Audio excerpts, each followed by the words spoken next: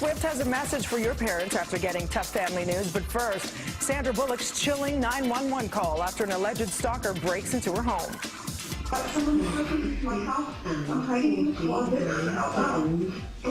Yes, they are. I just saw them walk up to the attic. This is the haunting 911 call Sandra Bullock made as an obsessed fan broke into her house last June. I hear someone banging on the door.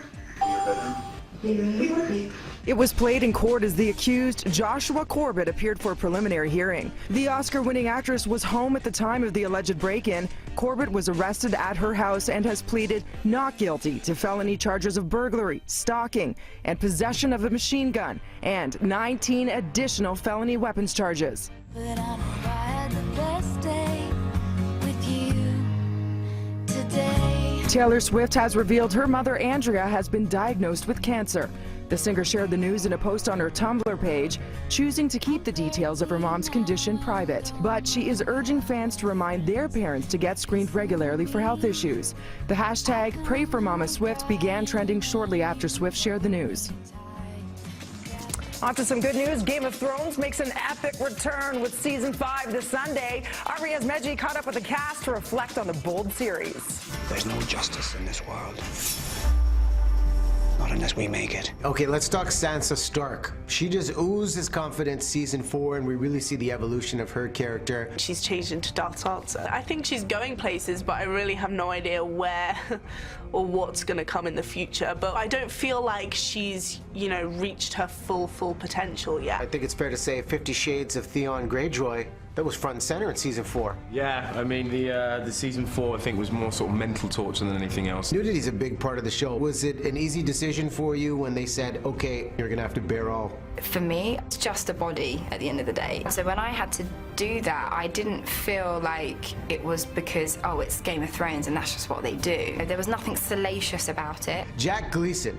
You know you've got a good show when you have so much shade that gets thrown out online and hatred for his character, which is obviously a credit to the job he did. But what is Jack Gleeson like in real life? Jack is the most intelligent, funny, just really kind person, probably the nicest person on the set of Game of Thrones. What is your favorite part of Game of Thrones in the aspect that makes this show just such a massive hit?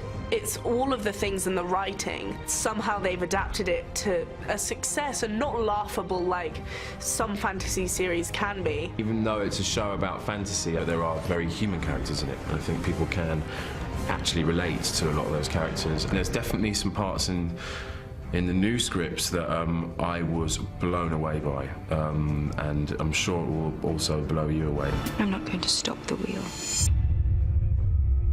I'm going to break the wheel. A gig is where I sing in front of people. I want to hear you sing. And I want you to hear me sing. From a Game of Thrones to a game of second chances. Al Pacino's latest flick, Danny Collins, hits theaters today. Pacino tells BT Calgary's Jill Belland the most challenging part of playing a rock star. I was singing in the movie. That was one of the things that I thought was going to be particularly daunting for me, because singers, they open their mouth and sing. I mean, they're a singer. Right. When I open it, you think I'm trying to sing. Now, there's a love story with music in the movie and the Beatles. Growing up, was there sort of a Beatles group that you worshipped or obsessed over? Besides Donnie and Marie. Oh, nice one. Make the world go away. Really? Yeah. Yeah, I could play it on my saxophone if you want to. Come on. Sure. Saxophone? For sure. Oh. Marching band. This is not a conventional love story. I think the fact that it was unconventional was very appealing.